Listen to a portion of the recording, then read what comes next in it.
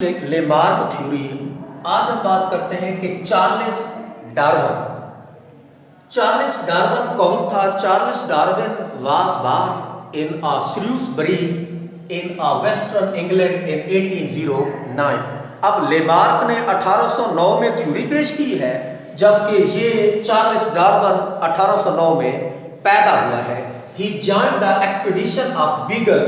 फिर उसने beagle ship है, बैरी जहाज है, उसको उसने ज्वाइन किया है, उसके साथ उसने लिंक किया है और उसने 2 कंटिनेंट्स का विजिट किया है। वो कौन से कंटिनेंट्स हैं? कंटिनेंट्स कहते हैं जजीरे। वो कौन कौन से? Number 1, visit to the continents of South America and visit to the continents of Galapagos. तो वहां पे उसने जब साउथ अमेरिका के अंदर गया है तो उसने 2 चीजों को उसने कलेक्ट किया है। वो 2 चीजें कौन कौन सी थी? नंबर 1, कलेक्शन ऑफ फाना एंड फ्लोरा और number 2, collection of fossil record. तो कलेक्शन ऑफ फ्लोरा एंड फाना, फाना और फ्लोरा क्या है? एनिमल्स को हम क्या कहते हैं? फाना, और प्लांट्स को हम कहते हैं फ्लोरा। तो वो जब अमेरिका के अंदर गया है तो उसने पौधों और जानवरों को उसने कलेक्ट किया है। जब उसने पौधों और जानवरों को कलेक्ट किया है तो उसने कहा है कि ये जो अब स्पीशीज है और जो पहले वाली स्पीशीज है ये दोनों आपस में मिलती नहीं है। फिर उसने कहा कि यहाँ पे क्या हुई है? एवोल्यूशन हुई है, इर्तिका हुआ है, तब्दीली आई है, ऐसा आई है। फिर उसके बाद ही कलेक्टेड द फॉसिल्स रिकॉर्ड। फिर उसने अमेरिका के अंदर ही फॉसिल्स को कलेक्ट कर लिया।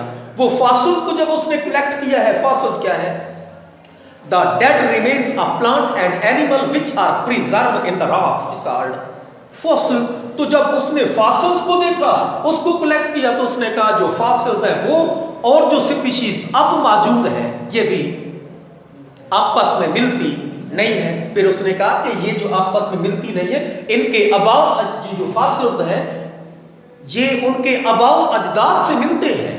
ये तो बाद में ऐसा तब्दीली आई है, इर्तिका हुआ है, तो उसकी वजह से जो है वो स्पीशीज अब जो मौजूद है वो वाली और जो फॉसिल्स मौजूद है उसमें आपस में क्या है? डिफरेंस है। फिर इसके बाद जो है वो गैलापेगोस पे गया।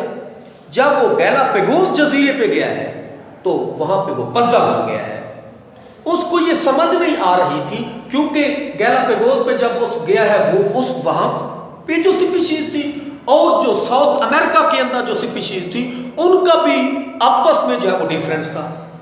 अब उसने कहा कि ये क्या रीजन है, क्या वजह है कि गैलापेगोस जजीरा और है, साउथ अमेरिका जजीरा और है, लेकिन स्पीशीज भी उनके अंदर अलग अलग आ रही है, वो और है स्पीशीज। फिर उसने कहा ये इस तरह है, अगर स्पीशीज गैलापेगोस वाली और साउथ अमेरिका वाली स्पीशीज अगर एक जैसी है तो उन्होंने कहा कि ये जो गैलापेगोस जजीरा है ये अमेरिका, साउथ अमेरिका का क्या था? वो हिस्सा था। बाद में क्या बन गया? दरमियान में बैरियर, रुकावट आ गई है, इस वजह से वो अलहदा हो गया है और वो वाला जो है वो अलहदा हो गया है गैलापेगोस। इस वजह से स्पीशीज तो अब सेम ही है, वो तो दरमियान में सिर्फ बैरियर आने की वजह से जो है वो अलग हो गई है। फिर उसने 30 different type of the finches are also studies. उसने 13 किस्म की फिंचेस का भी उसने फिंचेस जैसे फाख्त होती है उस जैसा मुताला उसने किया था। Finches 30 different type of the finches are also collected in Galapagos. उसने वहां पर भी उसने मुताला किया था और उसने कहा जो फिंचेस होती है वो भी आपस में जो है वो मुख्तलिफ है, लेकिन उसने कहा अबाव अजदाद इनके भी कॉमन ही है।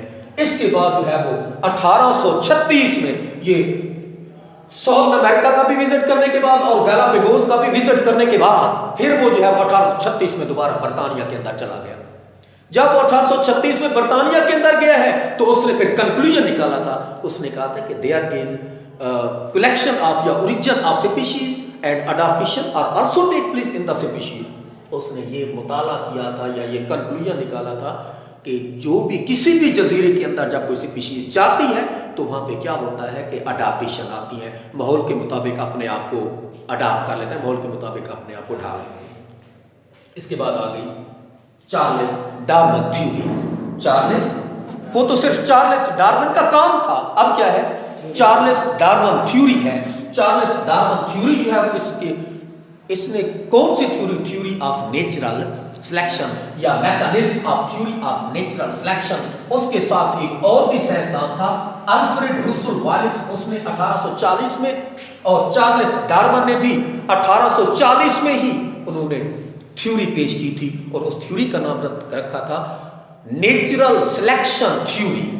Natural selection theory. अब इसका काम और चार्ल्स डार्विन का काम एक ही था, एक जैसा था, सेम था।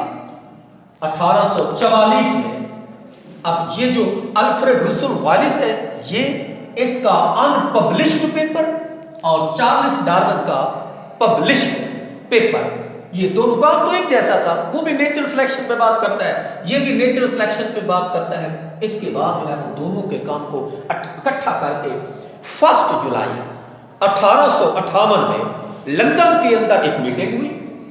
वहां पे उन्होंने जो है वो दोनों का काम पढ़ा गया, और फिर 1859 में फिर उनका काम किताब के अंदर पब्लिश कर दिया, और उस बुक का फिर नाम रखा the origin of species by means of natural selection. और इसकी थ्योरी के फिर कितने पॉइंट थे? 2 इसकी थ्योरी के मेन पॉइंट थे। किसकी? चार्ल्स डार्विन की जो थ्योरी है, इसके कितने मेन पॉइंट? 2। एक डिसेंट विद मॉडिफिकेशन और दूसरा नेचुरल सिलेक्शन। अब डिसेंट विद मॉडिफिकेशन, डिसेंट का मतलब है नस्लें, और मॉडिफिकेशन तरमीम के Darwin perceived in a unity of life. वो ये कहता था कि जो जानदार है, इनके जो आबाओ अजदाद होती है वो कॉमन होती है, लेकिन वक्त के साथ साथ तब्दीली आ जाती है। उसने ये एग्जाम्पल किसके लिए थी? जैसे उसने कहा था जैसे एक दरख्त होता है, एक ट्री है, उसका एक ट्रंक शाख होती है, उससे आगे शाखें निकली हुई होती हैं। अब उन शाखों को वापस पीछे की तरफ लेके आए तो सबकी जो इब्तिदा है वो क्या है?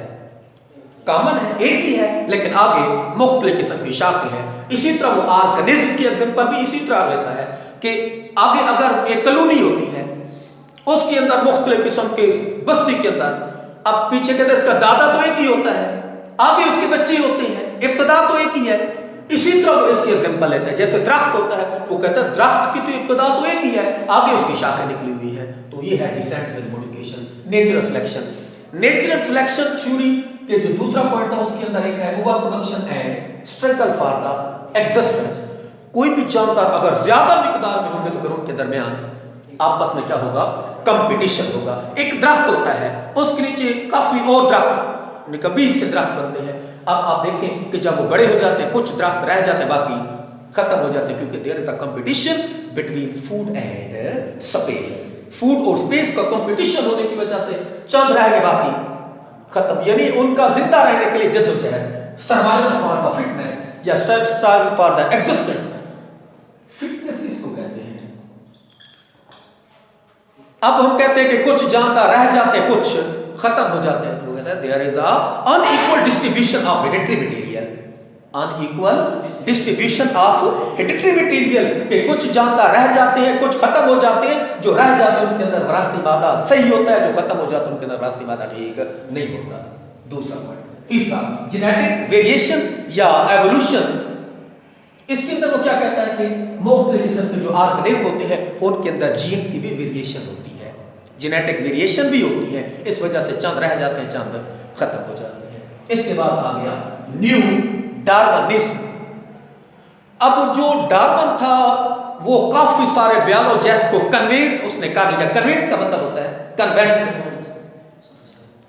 उसको अपने इस बात पे काबू कर लिया कि एवोल्यूशन होती है, इब्तिदा के अंदर और होते हैं, बाद में एवोल्यूशन तब्दीली आती है। तो उसके भी 3 पॉइंट थे। Population genetics, there is a turning point in a population genetics, यानी एक पॉपुलेशन होती है, उनके अंदर भी जीन्स की वेरिएशन होती है। दूसरा उसने क्या कहा था? डार्विनिज्म। अच्छा, डार्विन ने जो लेमार्क था उसको रिकंसाइल कर लिया, उसको समझा लिया था कि एवोल्यूशन होती है, वेरिएशन आती है। इसके बाद आ गया मॉडर्न सिंथेसिस। बाद में एंड के अंदर सारे साइंसदान इस बात पे मुत्तफिक हो गए थे कि एवोल्यूशन होती है, वक्त गुजरने के साथ साथ तब्दीली आ जाती है। और चार्ल्स डार्विन की जो थ्योरी है वो किस बिना पे थी? On the basis of evidence, یعنی چارلس ڈارون کی جو تھیوری ہے وہ ایسی نہیں تھی، بلکہ اس نے کیا کیا تھا، اس کی تھیوری کے جو ہے وہ کیا ہے، ایویڈنس ہے، شواہد ہے، وہ کون سے ہیں، وہ پاپولیشن جینیٹکس بھی آ جاتی ہے، اس کے اندر جو ہے وہ بایو جیوگرافی بھی ہے، مالیکولر بایولوجی بھی ہے، فاسل ریکارڈ بھی ہے، یہ اس کی تھیوری کے جو ہے وہ ایویڈنس ہے۔ نیکسٹ